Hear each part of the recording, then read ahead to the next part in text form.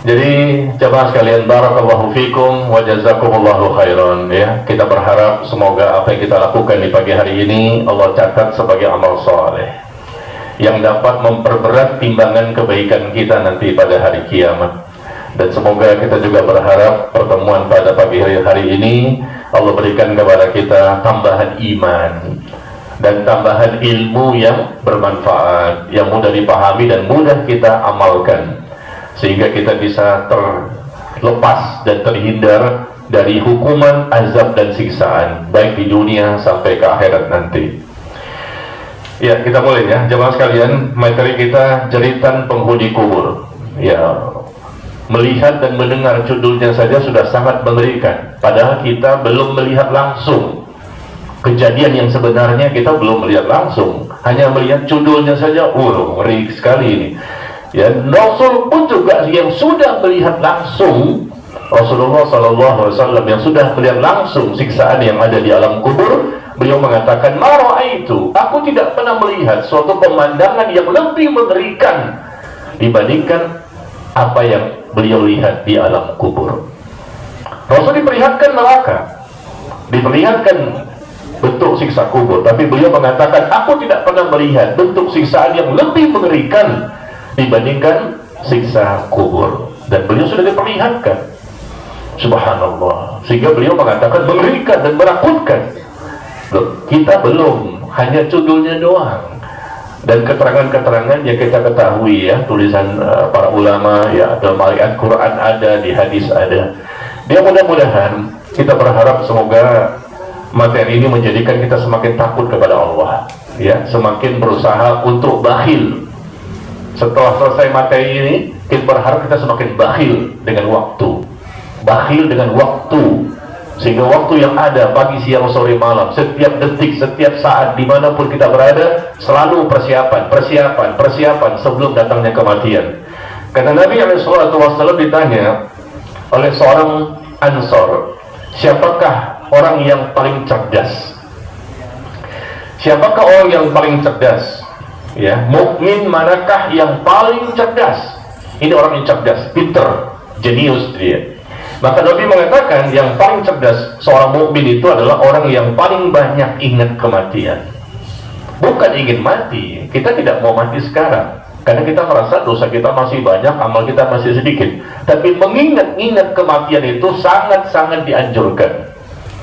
Kenapa? Dengan mengingat-ingat kematian, akhirnya kita mampu termotivasi untuk beramal soleh. Dengan banyak ingat kematian, akhirnya kita lebih termotivasi untuk semangat meninggalkan kemaksiatan. Itu saja sebetulnya tujuannya. Dan juga dengan banyak ingat kematian, akhirnya kita memiliki hati yang bersih, hati yang qalbun salim, hati yang suci, hati yang akibatnya menjadikan kita semakin mudah menjadi orang yang bertakwa.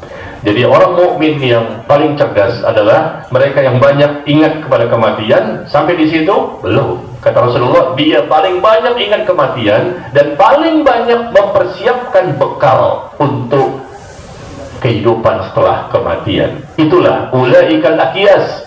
Itulah orang-orang yang cerdas. Ingat kematian dan dia pun banyak persiapan sebelum datangnya kematian. Orang yang cerdas seperti itu, dan pasti terbukti karena kecerdasannya, dia ingat kepada kematian dan kemudian dia mempersiapkan bekal, pasti dia bakhil, kedekut, koret, medit, kikir dengan waktu. Ya, berkali-kali saya menyampaikan ini di mana-mana. Mohon maaf ini untuk kita semua, termasuk saya.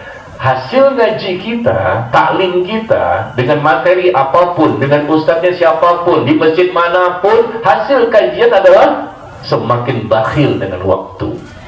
Kita nggak mau habis waktu dengan percuma, karena hidupnya singkat, sebentar, nggak lama.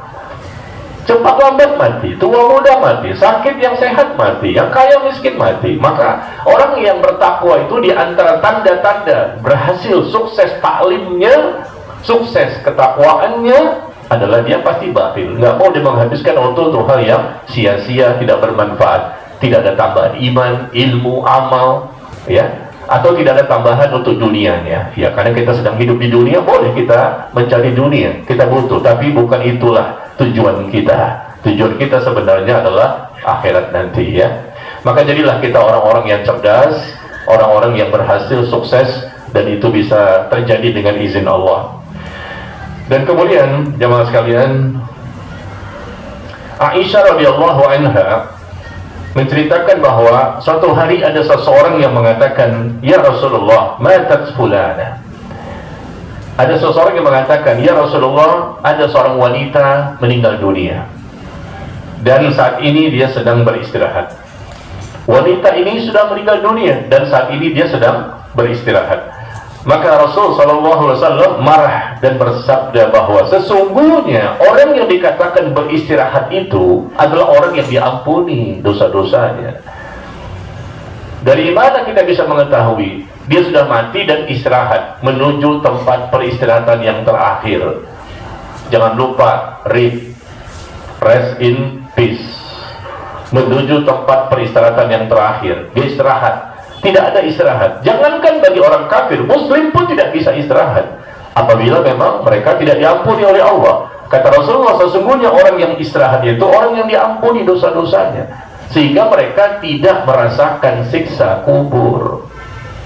Orang yang mendapatkan siksa kubur dan tidak diampuni sampai hari kiamat, tentunya besar peluang lanjut dengan siksa neraka. Orang yang mendapatkan siksa neraka, sekali lagi kita ulangi, siapapun yang mendapatkan siksa neraka, pasti dia mendapatkan siksa kubur terlebih dahulu.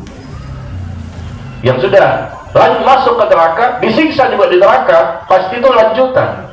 Berarti siksa kubur sebagai muqaddimah. Ya, muqaddimahnya saja sampai hari kiamat. Dan itu bisa jutaan tahun. Ya, kalau tidak mendapatkan ampunan dari Allah Tabaraka wa Ta'ala. Maka marilah ya, sama-sama kita berusaha maksimal. Begitu lamanya kita hidup di dunia ini, sudah puluhan tahun, seharusnya kita harus lebih tersadarkan kembali. Meskipun godaan dunia luar biasa, bisikan setan yang selalu ada, dan hawa nafsu yang selalu mendorong kita melakukan kejahatan dan kerusakan, tapi kita tidak pernah putus asa, karena kita tahu Allah Maha Kuasa atas segala-galanya. Allah mampu memberikan kekuatan iman, ilmu, dan amal bagi seorang hamba. Allah mampu menguatkan jasadnya bahkan untuk bisa terus beribadah dengan ibadah yang sebaik-baiknya. Baik ya, kita akan posting artikel sebagaimana biasa dengan saya, ada artikelnya di Telegram ya. Silakan antum Bapak Ibu membuka Telegram Najmi Umar Bakar. Ya, sudah saya posting ya. Barangkali artikel ini bisa mewakili pembahasan kita, sebagaimana pembahasan saya di bulan yang lalu tentang jeritan penghuni neraka. Artikelnya pun ada. Nah sekarang jeritan penghuni kubur, silakan dilihat dan mari kita bahas bersama. Tentunya ini artikel yang sangat ringkas ya, bukan buku. Kalau bukunya yang lebih rinci adanya di sini. Ini buku yang saya tulis 7 tahun yang lalu. Judulnya 50 sebab terhindar dari siksa kubur ya. 50 sebab terhindar dari siksa kubur. Ya, 2018 yang lalu ya, 7 tahun yang lalu. Disinilah yang lebih detail kalau jika antum ingin melihatnya, apa saja sebab-sebab amal apa saja sehingga menyebabkan orang itu terhindar dari siksa kubur, atau dosa apa saja yang mesti dihindari supaya terhindar dari siksa kubur ya. Baik, kita mulai jeritan penghuni kubur. Di dunia mereka diberikan kesempatan waktu yang panjang untuk beramal saleh. Kita ini kaum muslimin dan bahkan manusia secara umum, mereka diperintahkan untuk beriman dan beramal saleh. Ya, merenungkan dosa-dosa mereka dan untuk kembali ke jalan yang benar. Banyak beramal soleh, banyak istighfar dan bertaubat. Ya, kita sering kali mengingat dosa-dosa. Jangan ingat kebaikan, karena mengingat-ingat kebaikan menjadikan ujub dan sombong. Tapi kita memperbanyak merenungkan diri tentang dosa-dosa di masa lalu, seminggu yang lalu, kemarin maupun tadi pagi. Ya, mengingat-ingat dosa itu menjadikan kita semakin merasa kecil dan tidak ada ujub dan sombong. Mengingat-ingat dosa menjadikan kita semakin termotivasi untuk menjadi lebih baik. Ya, Jadi diberikan kesempatan yang panjang. Kita sudah puluhan tahun hidup di dunia. Ada yang mungkin 30, 40, 50, 60, bahkan lebih. Kesempatan yang sangat panjang untuk kita bisa berpikir, untuk belajar, memahami dan mengamalkan. Tetapi ternyata mereka menyia-nyiakan. Sebagian besar manusia, hampir seluruh manusia menyia-nyiakan kesempatan waktu, nikmat waktu dan kesehatan yang Allah berikan. Ni'matani maghbunun fihi ma katsir minan nas as-sihhatu wal faragh. Ada dua nikmat kata Rasulullah yang kebanyakan manusia tertipu, hampir seluruh manusia tertipu. Nikmat waktu dan kesehatan. Waktu luang ini, begitu banyak waktu yang kita bisa manfaatkan dan kesehatan yang dimiliki. Mereka menyia-nyiakan kesempatan itu dan memilih untuk mengikuti hawa nafsu, mengabaikan peringatan Allah, sehingga saat di akhirat mereka mendapatkan siksa kubur yang mengerikan. Na'udzubillah, mendapatkan siksa kubur yang mengerikan. Jeritan, rintihan, dan lolongan penghuni kubur sangat keras, sebagaimana jeritan penghuni neraka, sama. Di kubur mereka meraung-raung dan berteriak agar supaya dikeluarkan dari kubur, sama seperti penghuni neraka, juga menjerit, meraung, histeris, minta dikeluarkan dari neraka. Di kubur juga demikian. Yang demikian itu karena terasa pedihnya, sakitnya, siksaan yang mereka rasakan. Nauzubillah, ya. Dan kita lihat beberapa contoh, beberapa ya, bukan semua dalil yang saya sampaikan, beberapa contoh saja ayat dan hadis di mana Allah dan Rasulnya Sallallahu Alaihi Wasallam yang menginformasikan kepada kita peristiwa gaib yang terjadi di alam kubur yang kita belum pernah melihat, belum pernah mendengar langsung, ya. Tetapi ini pasti terjadi demi Allah, karena apapun yang bersumber dari Allah dan Rasul pasti benar, ya. Mari kita baca. Yang pertama di surah Al-Mu'minun. Dalam tulisan ini yang pertama kali disebutkan surah Al-Mu'minun, surah ke-23 ayat ke-99 dan 100. Hatta idza jaa ahadahumul maut qala rabbirji'un la'alli a'malu salihan fima taraktu kalla innaha kalimatun huwa qailuha wa min waraihim barzakhun ila yaumi yub'atsun. Coba kita hafalkan ayat ini. Dihafalkan ayat ini, ya. 2, 3, 4 ayat yang berkaitan dengan ayat-ayat ini, ya. Dan ini insya Allah menjadikan kita semakin takut kepada Allah, terutama dengan siksa kubur. Di mana di sini Allah mengatakan, demikianlah orang-orang yang sudah mati, baik dia orang kafir maupun muslim yang bermaksiat, maka mereka termasuk orang-orang munafik, zalim, banyak sekali perbuatan dosa selama di dunia.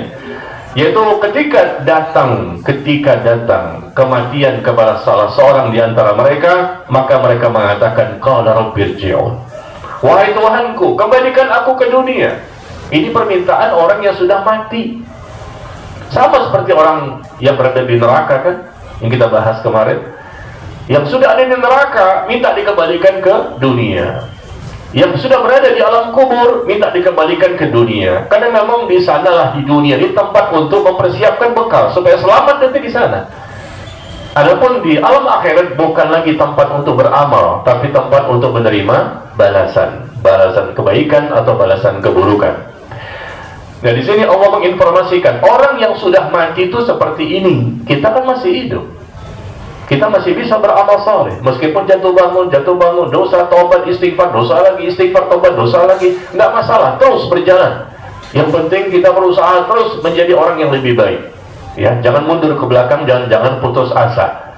Karena syaitan berusaha untuk menjadikan kita berputus asa dari rahmat Allah. Nah, di sini Allah mengatakan bahwa ketika sudah datang kematian kepada orang kafir maupun kepada muslim yang fasik, munafik dan banyak dosanya, lalu mereka minta dikembalikan ke dunia. Qala rabbirji'un la'alli a'malu salihan fima tarak. Wahai Tuhanku, kembalikan aku ke dunia agar aku dapat beramal soleh, amal soleh yang selama ini aku tinggalkan, tidak aku kerjakan, malas-malasan dan tidak semangat. Ya, kembalikan ya Allah ke dunia. Permintaan yang selalu diucapkan bagi orang-orang yang mendapatkan hukuman dan siksaan di alam kubur maupun di neraka. Minta juga seperti itu. Kalau di neraka nggak mungkin minta dikembalikan ke dunia, karena dunia sudah habis, dihancurkan dengan adanya hari kiamat. Tapi kalau mereka berada di alam kubur, sebetulnya dunia masih ada. Sebagaimana sekarang kan, mereka berada di alam kubur yang sudah mati. Dunia masih ada, kita ada di dunia. Tapi tetap saja nggak bisa dikembalikan. Dan Allah tidak berkenan untuk mengembalikan manusia kembali ke dunia untuk beramal soleh. Sebentar saja untuk bertaubat. Tidak bisa. Dan Allah mengatakan, kalla innaha kalimatun huwa qailuha wa min waraihim barzakhun ila yaumi yub'atsun. Sekali-kali tidak. Kalla. Kalimatnya bukan la itu tidak. Tapi kalau kalla, sekali-kali tidak mungkin terjadi. Allah menggunakan kalimat kalla, sekali-kali tidak. Sungguh itu dalih yang diucapkan oleh mereka. Alasan-alasan minta dikembalikan ke dunia. Andai kata pun dikembalikan ke dunia, ternyata mereka bermaksiat lagi, tidak beramal soleh lagi. Allah tahu tentang perbuatan manusia. Dan ini hanya dalih saja, alasan-alasan yang dibuat-buat. Dan mereka tetap berada di alam barzakh sampai mereka dibangkitkan nanti pada hari kiamat. Jadi nggak bisa didalil ya bahwa orang yang sudah mati nggak bisa lagi bangkit ke dunia tiba-tiba dari pohon pakai apa? Pakai kain kafannya, tiba-tiba ada di mana mengerikan, hantu, gentayangan, kuntilanak, gundurwo, apapun namanya, itu sebetulnya setan jin yang berusaha menakut-nakuti kita. Seakan-akan orang yang sudah mati hidup kembali. Enggak, semua orang yang sudah mati ada di alam kubur, jasadnya di kuburan. Dan jasad yang ada di kuburan nggak bisa lagi bangkit. Kenapa? Rohnya sudah dicabut. Dan mereka hidup kembali memang, tapi hidupnya di alam yang lain, namanya alam akhirat, alam kubur, alam barzakh. Al-qabru awwalu manazil akhirat. Kubur itu tempat pertama kali kehidupan alam akhirat. Ya, kita sering dengar akhirat, kalimat akhirat. Akhirat itu dimulai dengan alam kubur. Kata Nabi SAW, barang siapa yang selamat di sana, maka dimudahkan proses berikutnya. Dan barang siapa tidak selamat di alam kubur, maka dipersulit dan berat bagi dia melalui fase-fase berikutnya. Ya. Jadi di sini disebutkan tidak akan mungkin kembali, dan di hadapan mereka ada barzakh. Barzakh itu artinya dinding. Dinding pemisah antara alam dunia dengan alam akhirat, namanya barzakh. Alam kubur terkadang disebut dengan alam barzakh. Dan itu sudah termasuk kehidupan alam akhirat. Semua manusia hidup kembali. Yang kafir hidup, yang muslim hidup, yang munafik hidup. Dihidupkan kembali tapi di alam yang lain, dengan jasad yang lain. Karena jasad yang ada di dunia masuk ke kuburan, ditanam, selesai. Ya, beberapa waktu maka dimakanlah oleh belatung, cacing tanah, hewan-hewan yang lain. Tulang-tulangnya pun habis, mungkin 2 tahun, 3 tahun, mungkin juga 4 tahun ya. Umumnya rata-rata habis semuanya. Dibongkar lagi juga tidak ada lagi, dan bisa dipakai untuk jasad jenazah-jenazah berikutnya. Tapi hakikatnya kita yakin demi Allah, semua manusia dan jin, ya, karena mereka semuanya bakal mati. Kullu nafsin za'iqatul maut. Setiap yang bernyawa pasti akan merasakan kematian. Manusia dan jin yang sudah mati ini hidup kembali, hanya pindah tempat saja, pindah alam. Hidup di dunia, mati, habis itu pindah lagi ke alam yang lain, namanya alam kubur. Nah, di sana bukan lagi beramal, tapi proses menunggu. Nunggunya lama. Menunggu untuk sampai datangnya hari kiamat. Bagi yang mendapatkan nikmat kubur, betapa senangnya mereka menunggu dengan kenikmatan. Tapi bagi yang mendapatkan siksa kubur, maka na'udzubillah, siksa kuburnya berapa lama? Meskipun sebentar, sangat menakutkan, mengerikan, dan menyakitkan.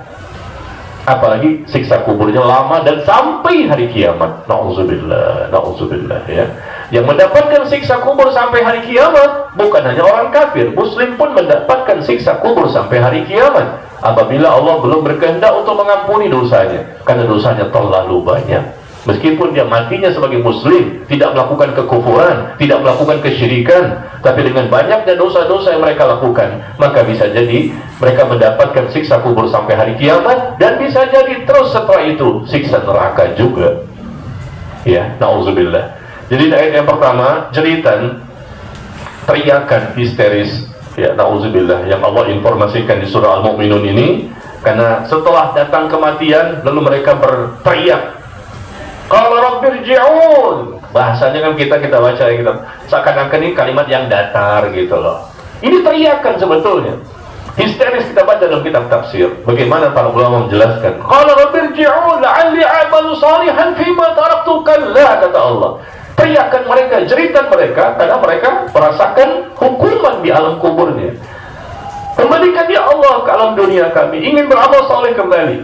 Tapi teriakan itu, jeritan itu, raungan itu tidak bermanfaat. Kita bahas tema ini tentang siksa kubur, bukan berarti kita merasa sudah sok ya, merasa sombong, kayaknya nih yang datang di masjid ini udah terhindar semua nih gitu. Bukan begitu ya, na'udzubillah. Kita bahas tema ini dan menceritakan satu persatu ayat dan hadis agar kita bisa selamat. Itu aja sebetulnya. Kita nggak memastikan bahwa kami sudah selamat, orang lain yang belum. Jangan begitu ya. Kita nggak berani menyombongkan diri karena semua amal kita masih misteri. Jangankan jamaah biasa, ustadz pun bisa mendapatkan siksa kubur, ulama pun bisa mendapatkan siksa kubur. Ulama dan ustadz bisa. Kenapa? Karena Allah tahu isi hatinya. Bisa jadi mereka nggak ikhlas. Mungkin dia hafal Quran 30 juz, mungkin dia bagus sekali ilmunya, banyak penguasaannya, tapi bisa jadi dia mendapatkan hukuman dari Allah karena niatnya untuk meraih dunia semata. Ya, itu kalau ilmunya benar saja bisa mendapatkan hukuman karena niatnya yang keliru. Apalagi sudah niatnya keliru, tidak ikhlas, riya, ingin meraih kedudukan, jabatan, kekuasaan, tambah lagi pemahaman agamanya bertentangan dengan Quran dan Sunnah, maka tentunya besar peluang untuk mendapatkan hukuman siksa kubur. Tambah lagi mereka melecehkan, menghina malaikat munkar dan nakir, seperti yang ada di sosial media itu, di YouTube ya, dijadikan permainan. Subhanallah, tadi malam saya lihat ada contoh-contohnya, kiai haji ini, kiai haji ini, kiai haji, rata-rata kiai-kiai ini yang sudah mereka belajar begitu lama di pesantren, tapi kok mereka melecehkan malaikat munkar dan nakir. Subhanallah, Habib ini, tokoh agama ini, mereka merendahkan. Mereka hamba Allah, kita hamba Allah. Kita jangan takut dengan malaikat munkar dan nakir. Mereka hamba Allah, kita hamba Allah. Jangan takut dengan mereka. Kalau mereka bertanya tentang man rabbuka, katakan, saya pengikut kiai haji ini. Man rabbuka, siapa Tuhanmu? Jawabannya bukan Allah. Jawab saja, saya pengikut kiai haji ini. Maka aman, terhindar dari siksa kubur. Hanya begitu. Ditanya Tuhan kok nama pencipta, tapi dia menjawabnya, jangan begitu jawabnya. Jawab saja, saya pengikut kiai ini, saya golongan ini, saya organisasi ini. Maka kamu pasti selamat. Pasti loh, ada di YouTube tuh. Antum kan nggak lihat kan, karena antum jarang buka sosial media sih. Ya, antum kan bukanya Quran hadis kan, jadi nggak mengetahui perkembangan zaman tuh seperti apa ya. Masya Allah, dunia sudah tidak ada di hati. Betul nggak? Betul Bapak Ibu? Tanya betul apa enggak, jawabnya amin. Nggak masuk ini. Iya, na'udzubillah min dzalik. Demikian ya. Jadi yang pertama ini jeritan penghuni kubur, di mana mereka minta dikembalikan ke dunia, sama persis dengan jeritan penghuni neraka, mereka minta dikembalikan ke dunia. Maka kita sudah lihat ayatnya, kita sudah pernah mendengar ayatnya. Terus tunggu apa lagi? Nunggu mati baru bertaubat. Ya, beramal solehlah kita dengan ikhlas dan semangat. Orang yang bermaksiat saja semangat, istiqomah mereka. Masa kita yang mau taat gak bisa semangat dan istiqomah? Kemarin ada konser dangdut di Depok. Saya kan tinggal di Depok. Ada konser dangdut di Depok, hujan deras, tapi pengikutnya tetap berdiri istiqomah dengan khusyuk dan tumakninah. Bayangkan itu jamaah sekalian, konser dangdut pas hujan, artisnya banyak, goyang-goyang, terbuka aurat. Kita baca di Google gitu loh maksudnya. Jangan antum mengira anak ada di sana. Astagfirullah, kayaknya seuzon nih, kayaknya Ustaz ada di sana nih nonton ini. Masa ada begitu? Katanya bakhil dengan waktu. Kita penasaran karena di daerah sana kan, di Depok ya, deket kan, kita lihat, wah hujan kok datang, rame. Subhanallah, bahkan mereka tuh khusyuk dan tumakninah, mendengarkan musiknya, goyangnya, auratnya, segala macam. Ini yang kita ini sedang taat, sedang melakukan suatu perintah. Kenapa kita kalah dengan mereka? Nggak khusyuk, nggak tumaknina, baru masuk masjid, baru mulai kajian, bismillahirrahmanirrahim, amun, musibah. Baru masuk masjid dan baca doa, matanya kelap-kelip nih. Anak nggak lihat akhwat, dilihatnya ikhwan aja kan, matanya kelap-kelip. Berarti pertanda apa? Ngantuk. Berarti makanya anak semangat menyampaikan supaya antum hilang ngantuknya. Nah, meskipun bisa dimaklumi kenapa ngantuk ya, akibat tahajud tadi malam. Ya, antum gak usah ngomong riak nanti, cukup anak mewakili. Anak memperkirakan karena tahajud tadi malam, jam 2 bangun kencing. Habis itu ya berwudu dan sholat ya. Kita prasangka baiklah kepada sesama kaum muslimin. Jam 2 bangun, kencing, wudu, sholat, Al-Baqarah lewat, An-Nisa lewat, Al-Maidah lewat, ya, Al-An'am lewat, ya. Banyak sekali ayat-ayat yang lewat. Karena yang dibaca apa? At-Taubah. Betul? Karena takut dengan penghuni kubur yang disiksa, akhirnya semangat untuk bangun malam meskipun ngantuk. Termasuk duduk di seperti ini kan ngantuk ya, dan capek juga. Tapi kalau kita ingat-ingat bagaimana orang ahli maksiat itu, yang mereka semangat bahkan bayar 10 juta, tiketnya 3 bulan sebelum acara konser sudah habis ludes. 10 juta, masih 3 bulan yang akan datang, bayar tuh tiketnya habis. Mereka mau mengeluarkan harta, berdiri lama berjam-jam sampai malam hilang sholatnya, tapi mereka datang meskipun habis uang begitu banyak dan membeli tiketnya sebelum datangnya acara tersebut. Coba panitia, saya anjurkan panitia di sini ya, coba kita terapkan membayar 10 juta. Kira-kira jamaahnya hadir nggak? Padahal kan dapat surga loh, kenapa nggak mau bayar? Ya, ini kan cuma perumpamaan ya, sebetulnya kan nggak boleh seperti itu. Tapi saya melihat perbandingan dengan ahli maksiat rela untuk mengeluarkan uang begitu besar demi mendapatkan siksa kubur. Rela menghabiskan waktunya, tenaganya, hartanya, capek, letih, lelahnya demi untuk meraih siksa kubur, su'ul khotimah, dan siksa neraka. Dan kenapa kita nggak begitu? Yang capek, letih, lelah, menghabiskan waktu, tenaga, bahkan biaya untuk mendapatkan nikmat kubur, husnul khotimah, dan surga. Nggak boleh kalah kita sama mereka. Ya, baik. Kita baca ayat berikutnya ya. Wa anfiqu mimma razaqnakum min qabli ayyatiya ahadakumul maut fayaqul rabbi laula akhartani ila ajalin qarib fa asaddaqa wa akun minas salihin. Di surah Al-Munafiqun ya. Di sini ayat yang ke-10 kembali Allah menjelaskan jeritan penghuni kubur yang sudah mati. Kita belum tahu tapi Allah informasikan. Dan infakkanlah sebagian rezeki dari apa yang telah kami berikan kepadamu sebelum kematian datang kepada salah seorang di antara kalian. Lantas dia pun berkata, nah ini cerita berikutnya, sudah mati baru bicara. Terkesan kalimat ini kalimat datar gitu ya, biasa, wahai Tuhanku, ngomongnya lemah lembut gitu. Enggak, ini teriakan histeris, minta kepada Allah, wahai Tuhanku, qala rabbi, wahai Tuhanku, sekiranya engkau berkenan menunda kematianku sebentar saja, niscaya aku pun akan bersedekah dan termasuk orang-orang yang soleh. Permintaan untuk bisa bersedekah, karena di alam yang lain mereka tidak bisa lagi bersedekah dan beramal soleh. Maka mereka tahu dikembalikan ke dunia setelah mereka melihat hakul yakin, mendengar, melihat kejadian-kejadian yang ada di alam akhirat. Yakin betul. Di dunia mungkin kadang yakin, kadang tidak, atau keyakinannya tidak maksimal. Tapi ketika sudah berada di alam kubur, apalagi di alam berikutnya, maksudnya di padang mahsyar atau di neraka, lebih yakin lagi. Di alam kubur saja sudah, wah ternyata benar semua ini. Maka mereka tidak dikembalikan ke dunia, tidak bermanfaat. Inna muqinun, ya Allah, sesungguhnya kami saat ini sudah termasuk orang-orang yang yakin.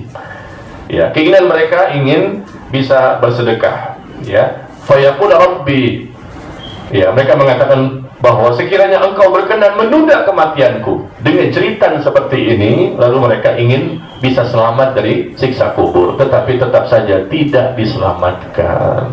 Ya Allah, ya. Mereka ingin beramal soleh secara umum, disebutkan secara khusus seperti apa? Sedekah. Ya, yang lain disebutkan juga di hadis yang dikeluarkan oleh Imam At-Tabrani. Hadis ini disahihkan oleh Syekh Al-Albani rahimahullah dalam kitabnya Shahihut Targhib wa Tarhib. Ada keinginan yang lain bagi orang yang sudah meninggal dunia. Dia ingin sholat paling tidak 2 rakaat. Raka'atani ahabbu ila hadza min baqiyati dunyakum. Ketika Rasul melewati kuburan dan Rasul bertanya kepada sahabat, "Man sahiba hadzal kubur?" Kuburan siapa ini? Kata para sahabat, ini kuburannya si fulan. Ya, kuburannya si fulan. Maka Rasul mengatakan bahwa raka'atani ahabbu ila hadza min baqiyati dunyakum. Salat 2 rakaat lebih dia inginkan, lebih dia cintai dibandingkan dunia yang tersisa pada kalian. 2 rakaat saja salat, itu lebih dia sukai dibandingkan sisa dunia yang dimiliki oleh seorang hamba ketika dia masih hidup di dunia. Mungkin masih 10 tahun lagi, 30 tahun lagi, enggak. 2 rakaat saja itu lebih dia harapkan, lebih dia cintai, lebih dia inginkan untuk dia lakukan dibandingkan apa yang tersisa dari dunia kalian. Ya Allah, ya. Maka kita berlomba-lomba. Yang Rasul sebutkan pertama, keinginan orang yang sudah mati ingin sholat. Yang kedua, ingin bersedekah. Yang ketiga, ingin memperbanyak amal soleh. Intinya bertaubat dia dengan taubat nasuha, tapi tidak bisa. Maka terjadilah jeritan itu. Sebelum terjadinya jeritan di alam kubur, sudah terjadi jeritan sebelumnya ketika akan dicabut nyawa. Itu sudah ada jeritan. Jeritan sakaratul maut. Jeritan neraka ada, jeritan kubur ada, dan jeritan juga orang yang akan mati. Mereka pun berteriak. Kenapa? Ditarik ruhnya dengan paksa, dengan kasar, dengan keras. Oleh siapa? Oleh malaikat maut. Walau tara idz zalimuna fi ghamaratil maut wal malaikatu basitu aydihim akhriju anfusakum al yawma tujzauna 'adzabal hun bima kuntum taquluna 'ala Allahi ghairil haqq wa kuntum an ayatihi tastakbirun. Coba lihat di surah Al-An'am surah ke-6 ayat ke-93. Di surah ke-6 ayat ke-93 Allah menjelaskan, ya, kita mundur sedikit, ketika orang yang akan mati mereka pun berteriak ketika akan dicabut nyawanya. Jadi teriakan-teriakan ini banyak yang diinformasikan kepada kita, ya. Al-An'am 93. Orang yang akan mati dicabut nyawanya dengan kasar, dengan paksa, karena memang dia ahli maksiat, dia kafir, dan dipukul oleh malaikat sebelum dia dicabut nyawa. Tapi kita nggak bisa melihat, kita tidak bisa mengetahui pukulan-pukulan itu dan teriakan-teriakan itu. Tapi itu terjadi di alam kubur. Kita saat ini tidak bisa melihat, di neraka apalagi nanti belum terjadi. Ya, ketika mati sakaratul maut saja kita tidak bisa melihat. Apa kata Allah di situ? Walau tara izil zalimuna fi ghamaratil maut. Seandainya kamu bisa melihat, ya.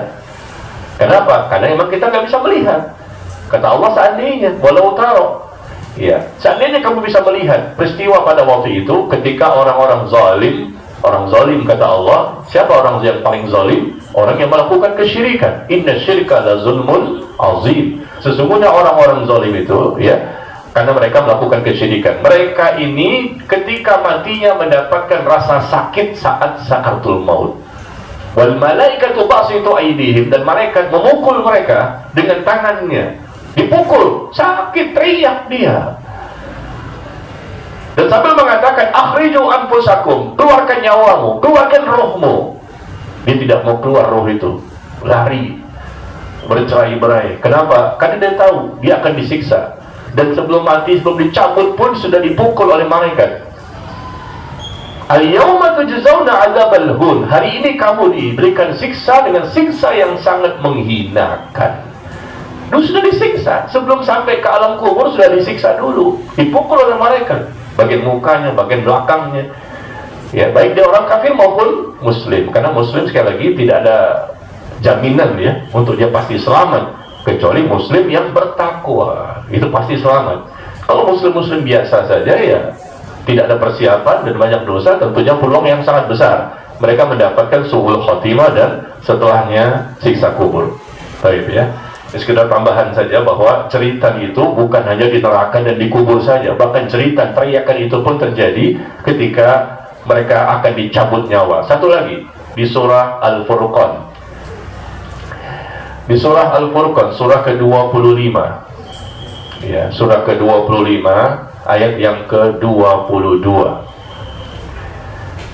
Di surah Al-Furqan, surah ke-25 ayat yang ke-22.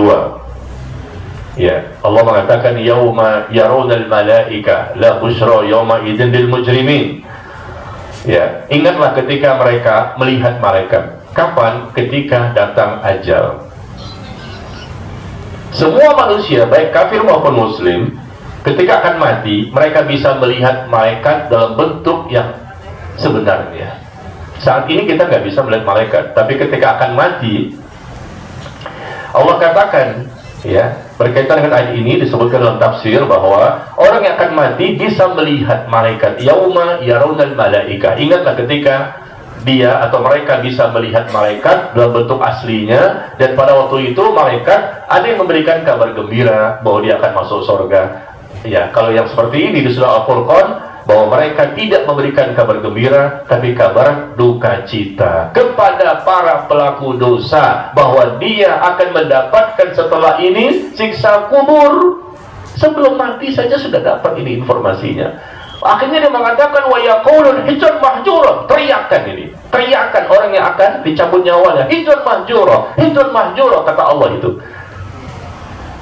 Apa artinya hijran mahjura? Lanjutan ayat itu apa, ikhwan? Alangkah sebaiknya aku bisa terhindar dari musibah ini. Ini teriakan juga. Dan di surah Al-An'am seperti itu, sekarang di surah Al-Furqan juga.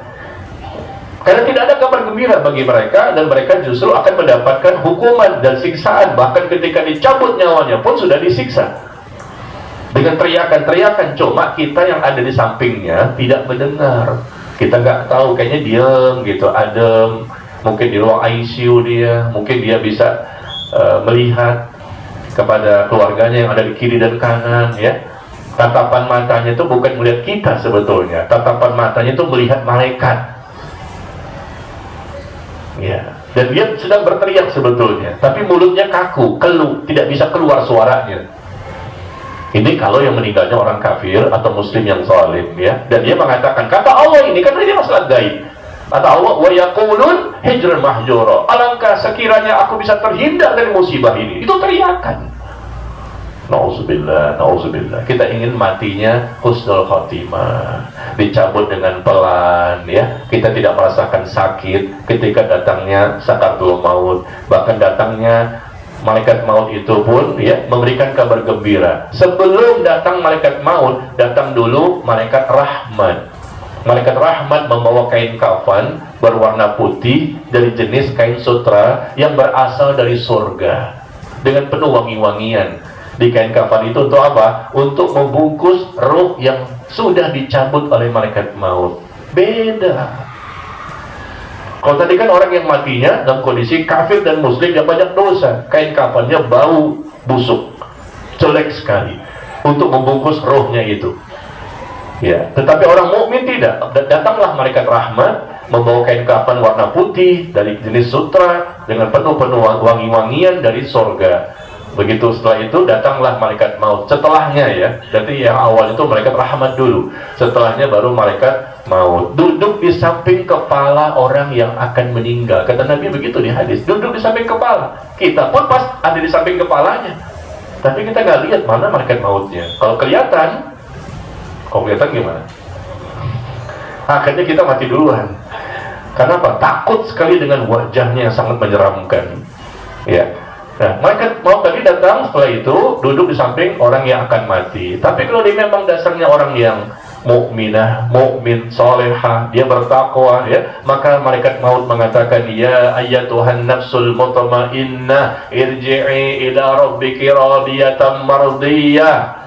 Subhanallah. Wahai jiwa yang tenang, kembalilah engkau kepada Rabbmu dengan ampunan dan ridho darinya.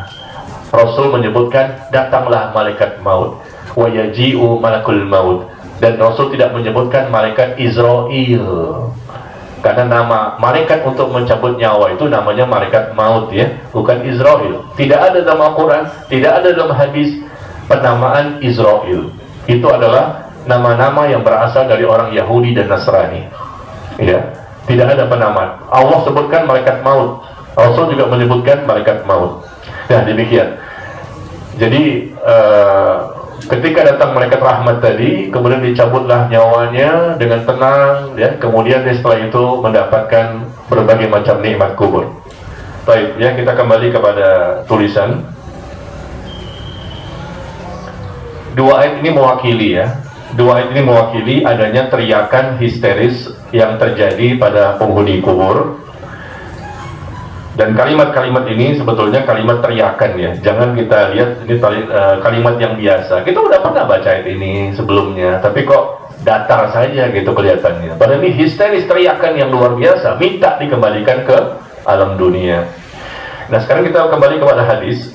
Rasulullah SAW menyebutkan bahwa ketika seseorang itu bisa menjawab pertanyaan malaikat Munkar dan Nakir, maka tentunya dihamparkan baginya hamparan dari sorga, kemudian dia diberikan pakaian dari sorga, dan dibukakan pintu sorga sehingga wanginya, aroma sorga itu sampai ke kuburnya, dan diluaskan kuburnya sejauh mata memandang sampai 70 hasta. Dia mendapatkan nikmat kubur, dan kemudian dia menunggu sampai datangnya hari kiamat ya. Adapun yang mendapatkan siksa kubur, nah di sini kita baca ya, bagaimana orang-orang kafir dan munafik. Fa ammal kafir wal munafik. Adapun untuk orang-orang kafir dan orang-orang munafik, ketika malaikat bertanya kepada mereka, maka mereka tidak bisa menjawab. Tidak bisa menjawab pertanyaan man rabbuka, siapa Tuhanmu, man nabiyuka, siapa nabimu, dan apa agamamu. Pertanyaan yang kita bisa jawab saat ini, tapi nanti ketika sudah berada di alam kubur, bukan karena hafalan-hafalan, tetapi Allah yang memilih siapa hambanya yang bisa menjawab, siapa hambanya yang tidak bisa menjawab.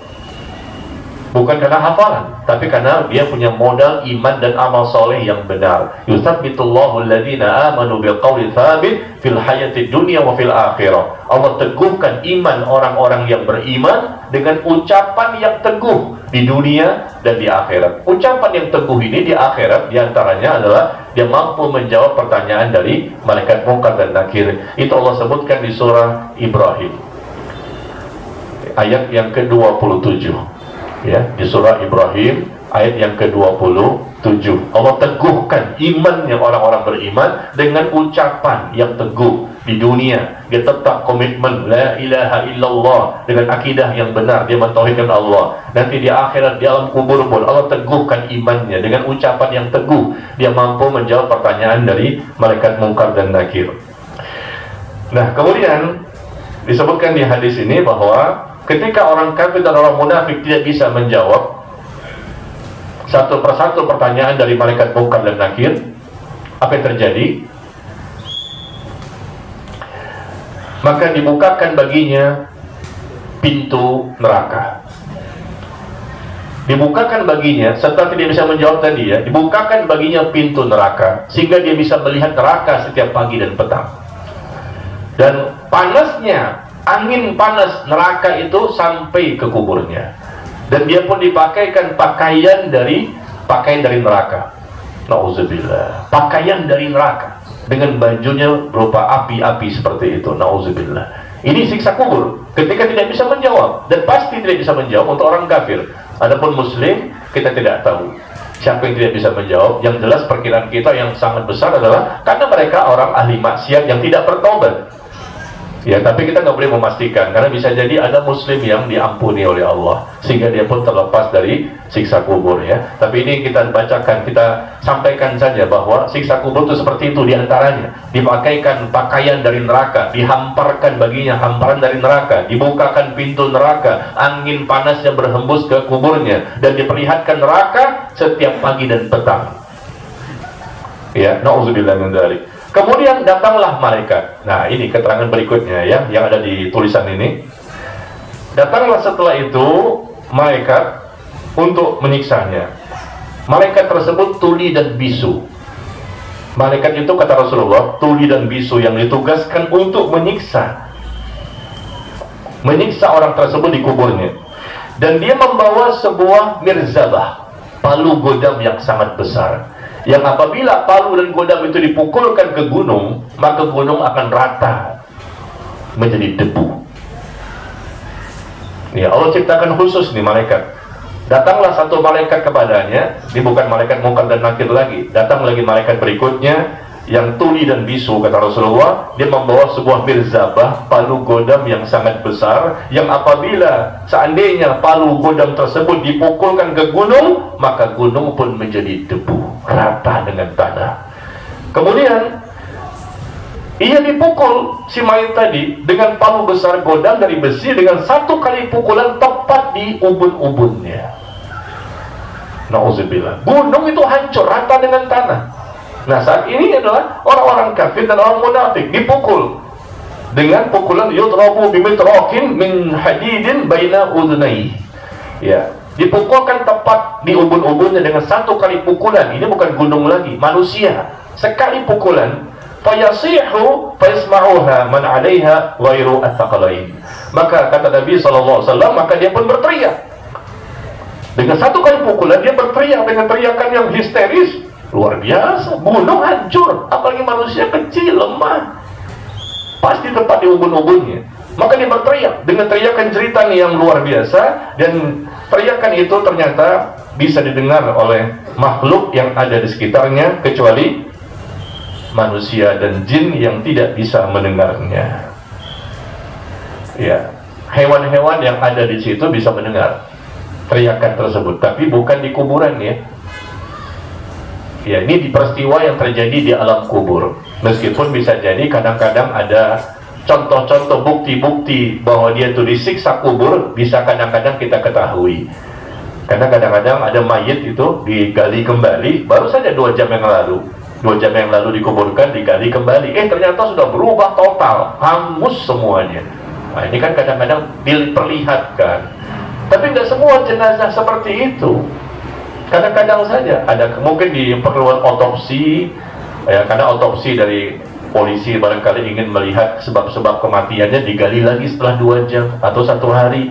Atau mungkin cangkulnya ketinggalan, atau mungkin handphone barangkali ketinggalan, akhirnya digali kembali. Dan ini pernah terjadi di zaman dahulu maupun di zaman sekarang. Skopnya ketinggalan, digali kembali, mengambil skop, tapi begitu dia lihat peristiwa yang sangat menakutkan, padahal baru saja dimasukkan ke liang lahat.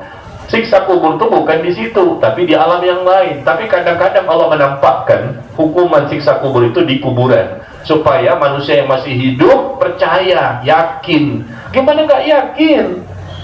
Begitu banyak kisah-kisah seperti ini di zaman dahulu maupun di zaman sekarang. Kisah-kisah orang-orang yang diazab, dan itu diperlihatkan sekali waktu, bukan terus-menerus ya. Karena kalau kita gali kuburannya orang kafir, kita lihat masih utuh juga. Ya, tidak kelihatan, karena memang hukum asalnya bukan di situ. Cuma kadang-kadang Allah ingin menampakkan hukuman itu kepada manusia. Terkadang saja terdengar jeritan-jeritannya oleh orang yang sedang lewat.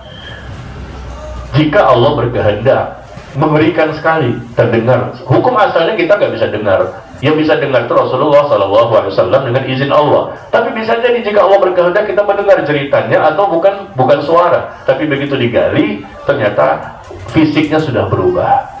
Ya, jadi seperti itu kita sampaikan, karena memang siksa kubur itu ada, ya. Dan kita harus yakin. Di sini kita baca, dipukul dengan palu besar godam dari besi dengan satu kali pukulan tepat di ubun-ubunnya. Dan ia pun lantas menjerit dengan jeritan yang sangat keras, jeritan penghuni kubur.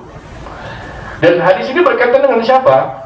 Orang kafir dan munafik. Disebutkan dalam hadis, orang kafir, orang munafik. Orang kafir, orang munafik. Yang selamat selalu Rasul menyebutkan mukmin, mukmin, mukmin. Tapi mukmin yang benar ya, bukan sembarang mukmin. Mukmin yang bertakwa maksudnya. Ya, nauzubillah min dzalik. Jadi jeritan yang luar biasa didengar oleh makhluk yang ada di sekitarnya, kecuali 2 golongan. Manusia di situ tidak bisa mendengar, jin pun tidak bisa mendengar. Ya, andai kata mereka bisa mendengar, tentunya mereka takut semua dan tidak mau menguburkan orang yang sudah mati. ya, dikuburkan bawa jenazah temannya nih, jenazah keluarganya, ya, mereka bawa di kerandanya, tapi begitu masuk kuburan terdengar semuanya, jerit sana, menjerit sini, menjerit sana. Akhirnya apa? Ditinggalin si mayat, gak jadi dikuburkan kan, karena ketakutan mereka kabur. Tapi karena nggak kedengeran, maka ketika kita masuk ke area kuburan, kita senyum-senyum, kita bercanda, kita tertawa sambil mengangkat jenazah ini. Begitu masukkan ke liang lahat juga kita biasa-biasa saja, hambar gitu loh. Tapi coba kalau diperdengarkan, akhirnya apa? Nggak ada yang mau untuk menguburkan jenazah, karena mereka banyak mendengarkan cerita-cerita di area pemakaman itu. Meskipun ini area pemakaman Muslim, apalagi area pemakaman kafir, ya sudah pasti disiksa kubur. Dan sebagian besar, hampir seluruh manusia, kata Imam Ibnu Qayyim rahimahullah, hampir seluruh manusia dapat siksa kubur. Sedikit sekali yang selamat, karena kebanyakan manusia kufur, kafir, murtad, syirik, terbatalkan iman dan keislamannya. Dan kebanyakan manusia pelaku maksiat yang banyak melakukan dosa, yang betul-betul menjaga dirinya, dan dialah orang bertakwa. Setiap zaman selalu sedikit jumlahnya. Wa qalilun min ibadiyas syakur. Sedikit sekali, kata Allah, hambaku yang betul-betul bersyukur. Ini yang kita takutkan ya. Sedikit sekali, kata Allah. Walakin aktsarun nasi la yashkurun. Tapi kebanyakan manusia tidak bersyukur. Sedikit sekali yang betul-betul ya bersyukur. Pasti ada orang bertakwa itu. Nah, orang bertakwa jumlahnya dari zaman ke zaman, dari zaman Rasulullah sampai hari kiamat selalu sedikit. Semoga kita termasuk yang sedikit ini. Dialah yang pasti selamat. Kita kan nggak mau mampir ke siksa kubur sebentar kan, nggak mau juga mau mampir ke siksa neraka sebentar. Jadilah yang sedikit ini adalah orang bertakwa, benar imannya, benar ilmunya, benar amalnya, benar akidahnya, benar ibadahnya, benar akhlaknya. Banyak sekali ketaatan, kebaikan, amal soleh. Meskipun dosanya ada, tapi semakin hari semakin sedikit dosanya, karena dia berjuang, berkorban, mati-matian untuk bisa menghindari berbagai macam bentuk dosa. Dan dia pun selalu iringi dengan istighfar dan taubat nasuh. Baik. Hadis berikutnya. Hadis berikut ini berkaitan dengan orang-orang yang mendapatkan siksa kubur dengan dihimpit ya, dengan himpitan kubur. Dikatakan kepada bumi, himpitlah dia, maka bumi pun menghimpitnya, sehingga tulang-tulang rusuknya bertumpukan. Tulang rusuk ini bertumpukan satu sama lain, dihimpit, hancur itu. Ini membuktikan bahwa siksa kubur itu dengan jasad juga, bukan dengan roh semata. Ada jasadnya, ada yang dipecahkan kepala dengan batu, ada yang dibakar dengan api, ada yang dihimpit kubur seperti ini, saling bertumpukan, hancur tulang-tulang rusuknya, ya. Dan ia akan terus diazab di dalam kuburnya sampai Allah membangkitkannya dari tempatnya itu.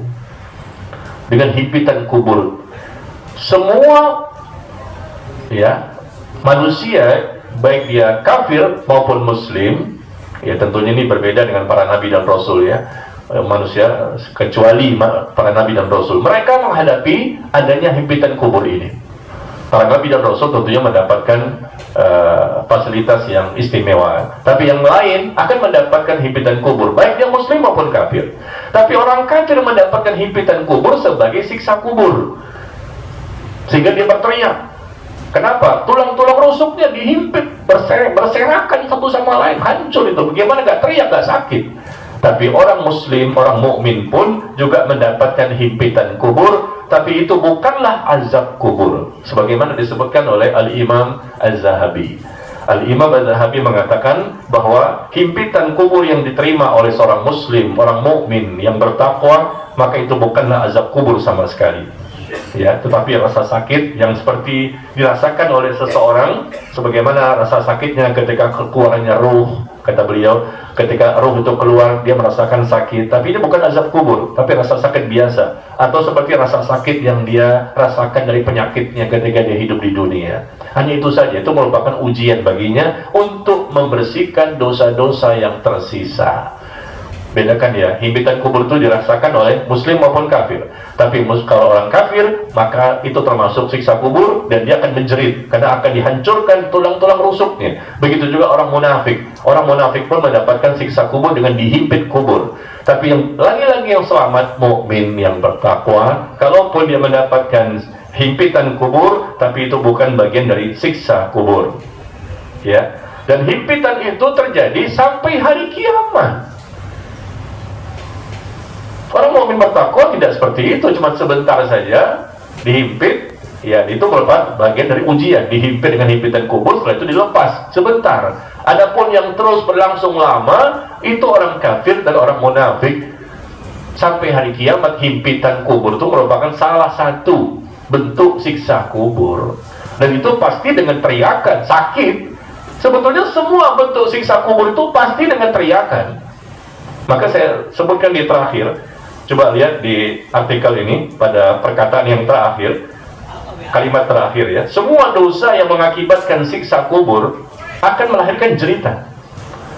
Semua bentuk siksa kubur itu melahirkan jeritan karena sakit dan pedihnya siksaan yang telah menimpa mereka. Apalagi jika siksaan itu terjadi dalam waktu yang lama, bahkan sampai terjadinya hari kiamat. Tentunya jeritan, raungan, histeris akan lebih lama lagi. Ya, di sini saya sebutkan contoh dosa-dosa yang mengakibatkan orang itu mendapatkan siksa kubur dengan jeritan-jeritannya. Contoh ya, bukan ini saja sebetulnya. Semua dosa itu melahirkan jeritan, teriakan, histeris, raungan, lolongan.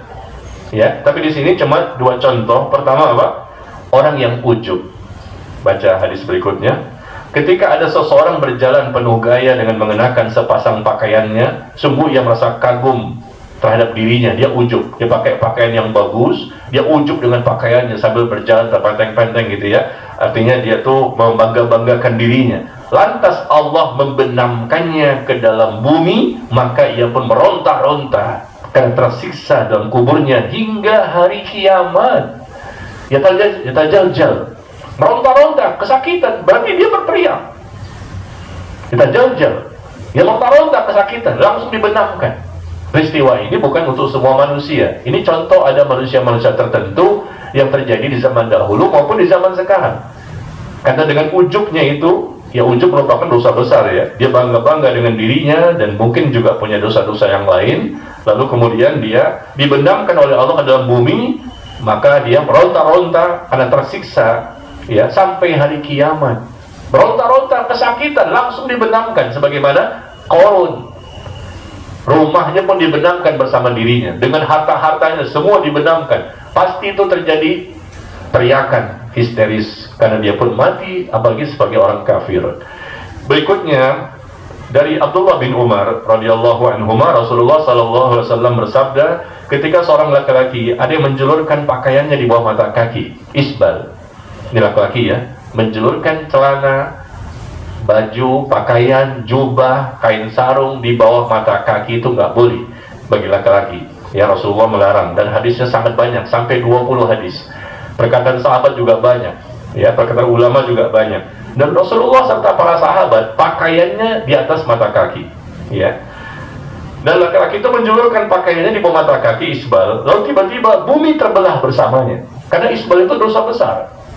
Ya, Rasulullah melarang umatnya untuk memakai pakaian yang terjulur di bawah mata kaki, meskipun tidak punya niat sombong. Baca hadis ini, apakah disebutkan sombong? Dia melakukan isbal, dia berjalan dengan celana, sarung, jubah, pakaian di bawah mata kaki. Dan ini pernah terjadi. Tiba-tiba bumi itu terbelah bersamanya, lantas dia bergoncang-goncang, meronta-ronta, berarti dia berteriak kesakitan. Dibenamkan langsung ke dalam bumi hingga hari kiamat. Apa ini dosa kecil?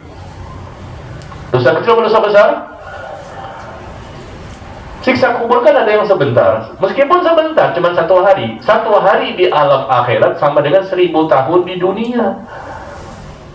Dia mendapatkan siksa kubur cuma 1 hari di alam kuburnya. Tapi 1 hari di alam kubur, kata Allah, 1 hari di alam akhirat, dan alam kubur itu alam akhirat. 1 hari di sana sama dengan 1000 tahun di dunia.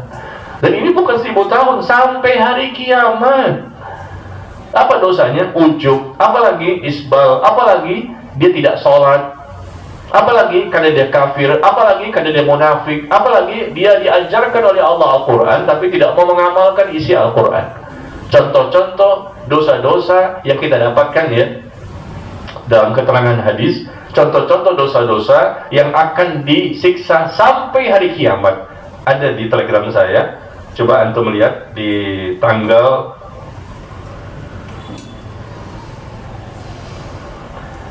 18 Juli 2024. 18 Juli 2024. Judulnya Siksa Kubur Sampai Kiamat. Nah, ini contoh-contoh dosanya apa aja. Saya cantumkan di sini ada 7 dosa yang kita dapatkan ya, 7 dosa orang-orang yang akan disiksa di alam kubur sampai hari kiamat. Siksa kubur sampai kiamat judulnya itu. Tanggal 18 Juli 2024. Antum sangat mudah mencari artikel di beberapa tahun yang lalu. Cuman 1 detik. Caranya adalah antum klik di pojok kanan atas. Ya, setelah masuk di Telegram ini, pojok kanan atas diklik, keluarnya apa? Keluarnya apa? Search atau cari. Nah, search atau cari, klik. Sudah? Masukin judul Siksa Kubur Sampai Kiamat, enter. Udah. 4 langkah. Masukin judulnya Siksa Kubur Sampai Kiamat, setelah itu enter. Langsung ketemu tanggal 18 Juli 2024. Ketemu? Nah, gitu ya. Jadi pojok kanan atas ada titik 3 tuh diklik, keluarnya search atau cari. Nah, search atau cari itu diklik lagi. Setelah itu masukin judulnya Siksa Kubur Sampai Kiamat, enter. Nah, kita dapatkan di sini contoh orang yang disiksa kubur sampai hari kiamat, orang kafir, yang kedua orang munafik, yang ketiga meninggalkan Al-Quran, yang keempat meninggalkan sholat, yang kelima orang yang berbicara dusta, bohong-bohong dan bohongnya tersebar kemana-mana, yang keenam orang yang ujub, berbangga-bangga dengan dirinya, yang ketujuh orang yang isbal, pakaian bagi laki-laki yang menjulur melebihi mata kaki. Ya, ini semua hadis yang sahih. Maka ini sebagai tambahan saja, mudah-mudahan kita bisa memahami dan kita jauhi semua dosa-dosa tersebut. Jadi sekali lagi terakhir di Telegram ini yang saya tulis ya, jeritan penghuni kubur, ini contoh saja. Karena kalau ditulis semua ini kan bakal panjang ya. Yang jelas ini contoh ayat, ini contoh hadis ya. Dan sebetulnya bentuk siksa kubur itu banyak, contoh-contohnya, dan yang sampai hari kiamat pun disiksa juga banyak. Ya, mudah-mudahan kita bisa menjauhinya semuanya dan bisa terhindar dari azab Allah. Ya, setelahnya kita buka sesi tanya jawab.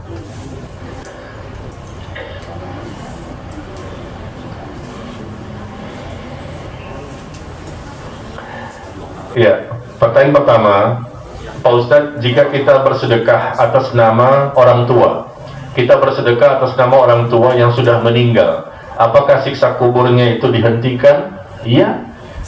Jika Allah berkehendak, Allah hentikan.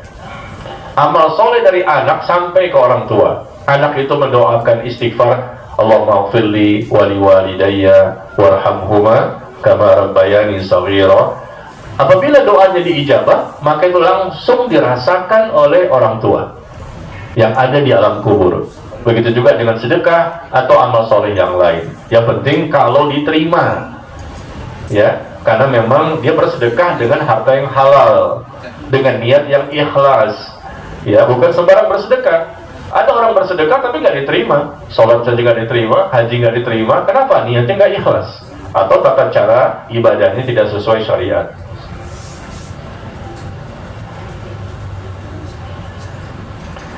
Kemudian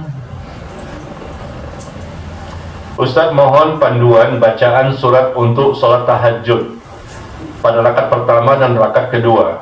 Bebas. Tadi kan saya kasih contoh Al-Baqarah, Al-Imran, An-Nisa, Al-Ma'idah. Iya, mungkin dia pikir tuh harus begitu gitu loh. Padahal kan emang begitu sehari-hari kan ya. Masya Allah. Gimana panduan bacaan sholat tahajud pada rakaat pertama, rakaat kedua? Bebas, semaksimal yang kita bisa lakukan ya. Cuma Al-Falaq, An-Nas, Al-Ikhlas ya nggak apa-apa. Mungkin kita capek, ngantuk, misalnya itu. Tapi itu levelnya ana ya. Kalau level antum sih nggak begitulah. Nggak mungkin al-falaq an-nas, nggak mungkin kan, itu levelnya ana itu. Ya, jadi rakaat pertama silakan baca yang apa yang kita inginkan, rakaat kedua juga silakan ya. Untuk witir tuh memang Rasul lebih banyak, lebih sering membaca apa? Al-A'la, sabbihisma rabbikal a'la. Ya, rakaat kedua Al-Kafirun, rakaat ketiga ya An-Nas dan Al-Falaq dan juga Al-Ikhlas ya. Itu kalau 3 rakaat witir. Tapi kalau tahajud kan 2 rakaat, maka bebas-bebas saja.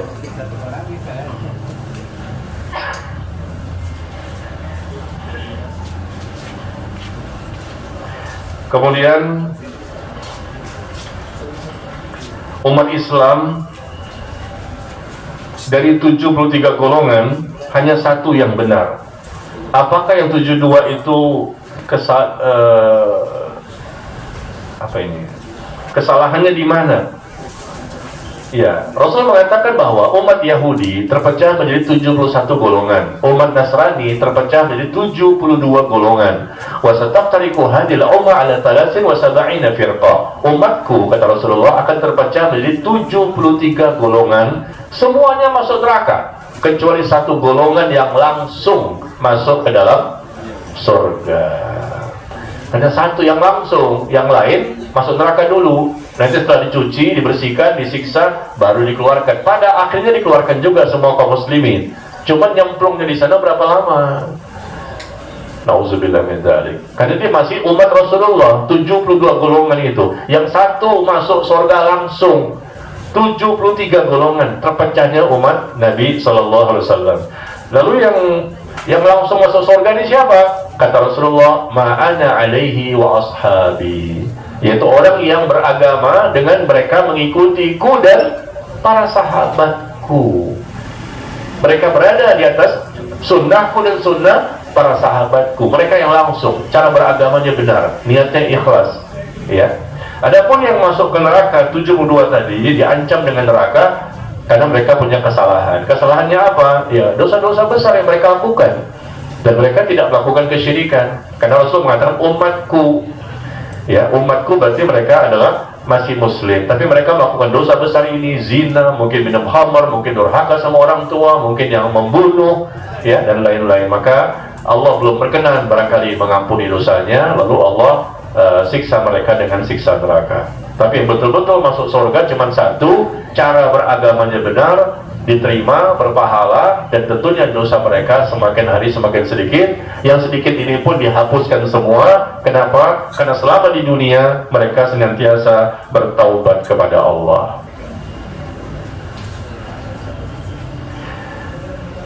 Kemudian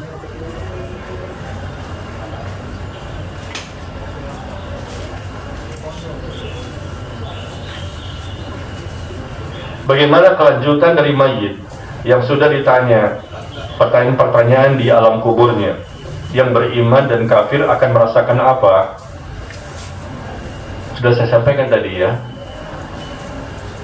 Kelanjutan setelah ditanya, yang beriman tadi bertakwa, dihamparkan baginya hamparan dari surga, dipakaikan pakaian dari surga. Udah tadi kan?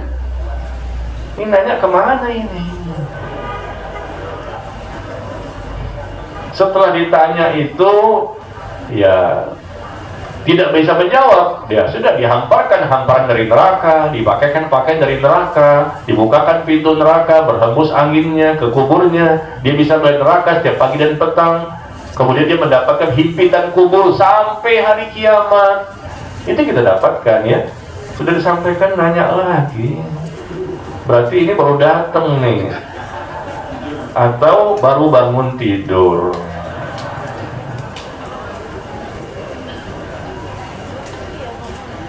Sabar ya ikhwan, sedikit lagi kok. Sudah ada nih yang pulang ya. Bu, tutup pintunya, kunci, sehingga tidak ada yang bisa pulang. Ustadznya masih ada, ini pelecehan. Ustadz masih ada di sini, zamannya pulang ya. Nggak boleh dong, kan jam 11 selesai, sebentar kok. Tadi yang dangdutan aja sampai selesai. Yang nonton dangdut hujan-hujanan, istiqomah, khusyuk dan tumakninah sampai selesai. Maka mereka merasa kurang. Wah, habis cepat amat. Pada selesainya jam 12 malam. Kita jam 11 doang. Satu.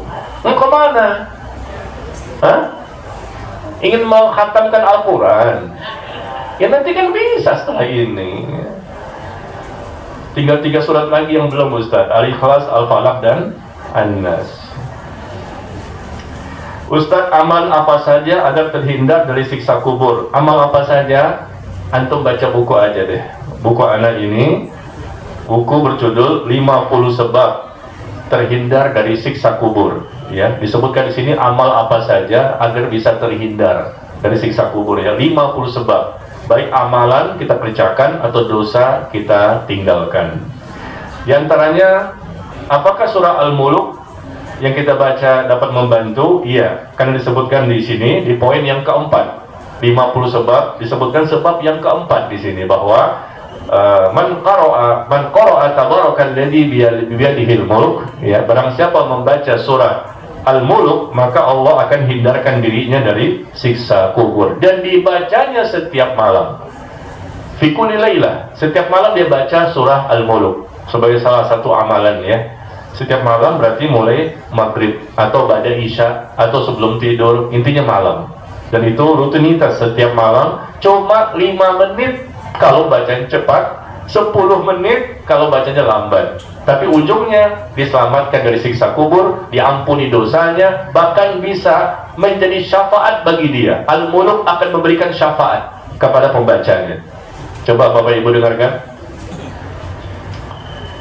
Bu, masih hidup? Ya.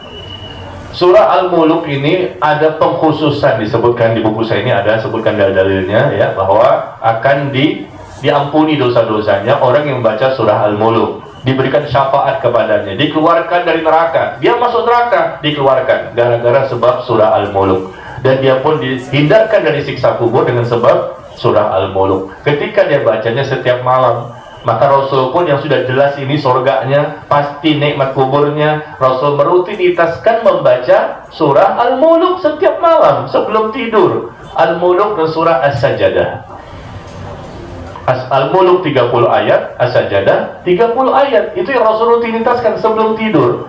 Dan Rasul ingin mencontohkan kepada umatnya, ya, cuma 5 menit kalau bacanya cepat, Al-Muluk, ya, atau 10 menit kalau bacanya lambat. Tapi ternyata survei membuktikan tidak semua kita membacanya setiap malam. Rasul yang sudah selamat baca, tapi begitu lihat handphone, ada Google, ada berita-berita, kita bisa 1 jam. Betul kan? Al-Muluk ini cuma sebentar, 5 menit. Tabarakalladzi biyadihil mulk wa huwa ala kulli syai'in qadir. Apalagi antum baca dengan hafalannya kan? Dengan hafalannya kan? Ya kan, kalau orang baca dengan langsung dengan mushaf mungkin agak lama. Kalau antum kan levelnya baca dengan hafalan. Ya, Al-Muluk kan udah lewat semua itu. Ya, maka tentunya kita baca lah, ya. Kita rutinitaskan mudah-mudahan, ya, itu salah satu, ya, bukan satu-satunya. Salah satu agar kita bisa terhindar dari siksa kubur.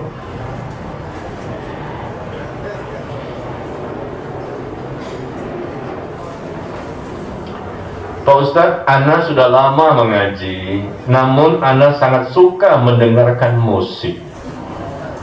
Udah lama ngajinya, dan Ana suka mendengarkan musik dan suka sekali melihat media sosial yang di situ banyak sekali tontonan yang membuat dosa mata dan hati.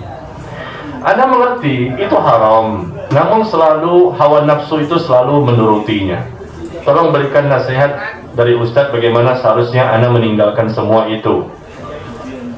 Ya, udah lama ngajinya tapi masih suka mendengarkan musik dan suka sekali melihat tontonan yang ada di sosial media. Jadi bagaimana? Caranya cuma satu, tumbuhkan rasa takut kepada Allah. Selesai. Tumbuhkan rasa takut kepada Allah pada diri kita agar kita lebih lebih semangat bersungguh-sungguh untuk meninggalkan perbuatan dosa yang sudah kita ketahui bahwa ini dosa besar, berbahaya. Jangan dengarkan musik, apalagi memainkan musik atau menonton hal-hal yang tidak bermanfaat di sosial media. Ini semua nggak bisa kita lakukan, berat ini, fitnah godaan yang luar biasa, kecuali kalau kita punya rasa takut.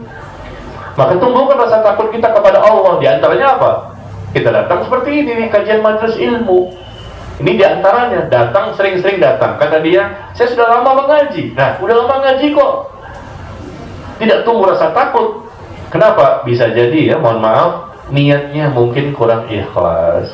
Coba dievaluasi kembali. Kalau sudah lama ngaji, banyak ustadznya, banyak materinya, ya kan idealnya apa? Bertambah rasa takut dengan ilmu yang sudah kita ketahui. Karena Allah mengatakan, innama yakhshallaha min ibadihil ulama. Sesungguhnya yang takut kepada Allah, di antara hamba-hamba Allah yang begitu banyak ada di muka bumi ini, yang takut kepada Allah hanyalah orang yang berilmu. Kalau ilmunya benar, niatnya pun ikhlas, Allah berikan keberkahan. Berkah ilmunya, lahirlah rasa takut. Ya, maka sering-sering menuntut ilmu, sering-sering belajar dengan benar, dan niatnya pun ikhlas, ya. Maka Allah berikan kita rasa takut, di samping kita juga berdoa. Allahumma inni as'aluka khasyataka fil ghaib wasyahadah. Ya Allah, aku mohon kepadamu rasa takut kepadamu dalam kondisi sembunyi maupun terang-terangan. Banyak-banyak doa ini. Di antaranya doa ini ya, bisa jadi dengan doa yang lain. Allahumma inni as'aluka khasyataka fil ghaib wasyahadah. Ya Allah, berikan kepadaku, aku mohon kepadamu ya Allah, rasa takut kepadamu dalam kondisi sembunyi maupun terang-terangan, ya. Dan juga kita berteman dengan teman-teman yang baik, yang bisa memotivasi. Kita juga ziarah kubur, ya. Kita juga banyak minta doa sama orang tua. Intinya apa saja kita lakukan untuk menumbuhkan rasa takut kepada Allah. Karena orang yang sudah lama ngaji pun belum tentu dia takut kepada Allah. Bu, suaranya masih terdengar nih. Yang sudah lama ngaji pun belum tentu dia bertakwa, termasuk ustadznya juga. Belum tentu dia ceramah sana sini, dakwah sana sini, pasti dia bertakwa. Belum tentu juga. Allah yang mengetahui. Kita lihat, evaluasi saja dampak ilmu yang sudah kita pelajari selama ini. Sudah dipahami dengan benar, sudah diamalkan dengan benar. Kalau sudah, pasti tumbuh rasa takut. Minta sama Allah, doa. Ya, dan kita berusaha maksimal untuk menumbuhkan rasa takut itu ya. Maka kita juga harus memiliki apa? Pasangan hidup. Suami memiliki istri yang punya rasa takut sehingga dia bisa mengingatkan suami. Istri punya suami punya rasa takut sehingga suami bisa mengingatkan istri. Itu juga salah satu ikhtiar. Karena kadang suami salah, kadang istri salah. Maka diingatkan oleh pasangan hidupnya agar mereka tumbuh lagi rasa takut dengan diajak ngaji, yuk ngaji yuk. Diingatkan lagi kesalahannya, mas jangan begini ya, mohon maaf, Allah berfirman. Kan begitu. Si istrinya ngomong begitu, bu. Ibu-ibu ngobrol terus dengar suaranya. Ya, ibu seperti itu ya. Sampaikan ke suami nasihat ya. Begitu juga suami menyampaikan ke istri nasihat. Banyak cara sebetulnya untuk menumbuhkan rasa takut.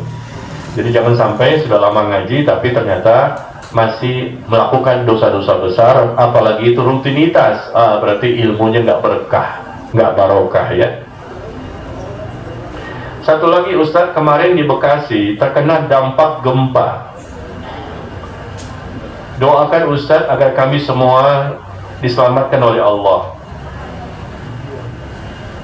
Dan ini terjadi pasti akibat dari dosa. Tidak ada musibah yang menimpa, melainkan akibat dari kesalahan-kesalahan manusia. Apa yang terjadi di Bekasi? Sehingga gempa itu terjadi di Bekasi. Sebetulnya bukan Bekasi saja. Saya tadi malam sedang ngisi kajian. Tiba-tiba gempa itu berasa goyang di Depok. Bukan Bekasi aja sebetulnya. Kita lagi ngisi kajian tadi malam jam 8.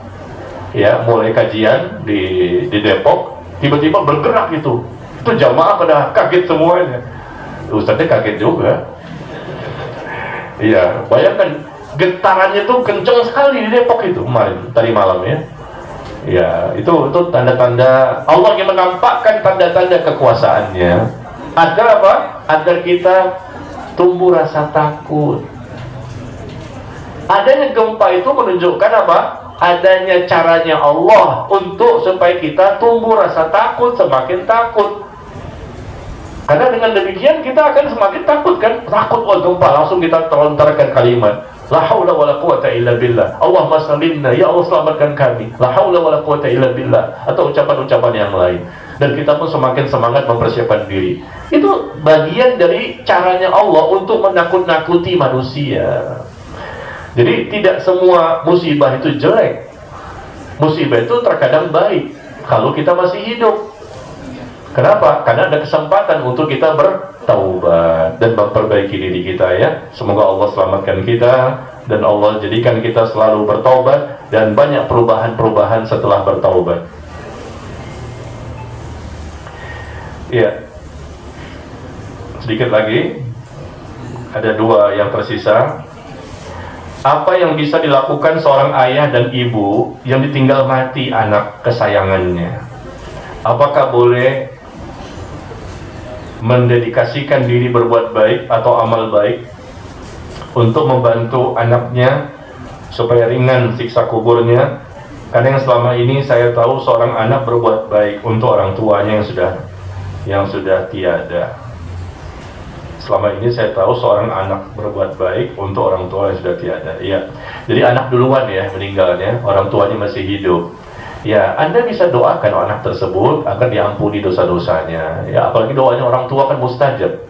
Orang tua kalau berdoa itu, apalagi dia soleh-soleha, dia bertakwa, maka dia bisa memberikan manfaat untuk anak ketika masih hidup atau anak yang sudah meninggal dunia. Ya, cukup dengan mendoakannya dan mendoakannya, insya Allah bermanfaat dan sampai kepada si anak. Dan juga bisa barangkali kalau anak ini sudah usianya baligh ya, sudah baligh, maka bisa untuk menghajikannya atau mengumrohkannya, dan itu bermanfaat ya, karena memang mungkin dia belum pernah haji dan belum pernah umroh. Tapi kalau dia meninggalnya sebelum baligh, maka dia tidak punya dosa, belum tercatat dosanya ya, maka bergembiralah ya. Bukan kita ingin nih, tapi ya kalau sudah terjadi takdirnya Allah meninggalkan anak kita sebelum usia baligh, maka bergembiralah. Satu sisi kita sedih, sisi yang lain gembira. Kenapa? Anak tersebut meninggal dalam usia sebelum baligh, dia tidak punya dosa, belum tercatat dosanya, dan dia bisa memberikan syafaat nanti untuk orang tuanya, dan peluang dia untuk selamat sangat besar karena dosa tidak ada. Karena belum balik, belum tercatat dosa-dosanya. Meskipun sisi lain kita akan sedih ya. Baik. Yang terakhir di kertas ini yang masuk, maaf Pak Ustadz, saya melenceng dari tema kajian. Saya habis jual tanah warisan nenek buyut kami. Apakah boleh uangnya saya pakai untuk umroh? Saya habis jual tanah warisan nenek buyut kami. Apakah boleh uangnya saya pakai untuk umroh? Kenapa tidak? Kalau memang itu uang Anda, setelah dibagi waris secara hukum waris, ini bagiannya sekian, ini bagian sekian, ini bagian sekian, dan itu haknya Anda, sudah dapat, ini kan halal nih. Ya, itu terserah mau berangkat umroh atau haji, ya. Lalu apakah boleh saya umroh tanpa suami? Nah, ini jadi masalah. Soalnya dia diajak nggak mau Pak Ustadz. Lalu saya mengajak anak perempuan saya, sama saja. Jangan ya, suami nggak mau, coba anak laki-laki. Barangkali anak laki-laki ada, atau mungkin ponakan laki-laki, atau mungkin menantu, atau mertua, mungkin paman. Ya, tapi yang paling enak sama suami lah ya. Coba di lobi, dirayu suaminya untuk berangkat umroh, kan duitnya ada. Kenapa nggak mau? Jutaan orang pengen berangkat nggak punya duit, ini kok nggak mau. Ya maka coba, ibu kan ahli merayu nih, ahli melobi. Coba cium suaminya, peluk suaminya, ya biasanya itu dia akan luluh hatinya. Ya, berikan kebaikan-kebaikan kepada suami, insya Allah ya, kita doakan semoga Allah berikan hidayah kepadanya, sehingga nanti ibu bisa berangkat bersama suami, berangkat umroh bersama-sama. Alangkah indahnya, alangkah nikmatnya dari hasil pembagian warisan nenek buyut ya. Ya, semoga Allah mudahkan. Demikian, wallahu taala a'lam bissawab. Semoga bermanfaat. Wassallallahu ala nabiyyina Muhammad walhamdulillahi rabbil alamin. Subhanakallahumma wa bihamdika asyhadu an la ilaha illa anta astaghfiruka wa atubu ilaik. Wassalamualaikum warahmatullahi wabarakatuh.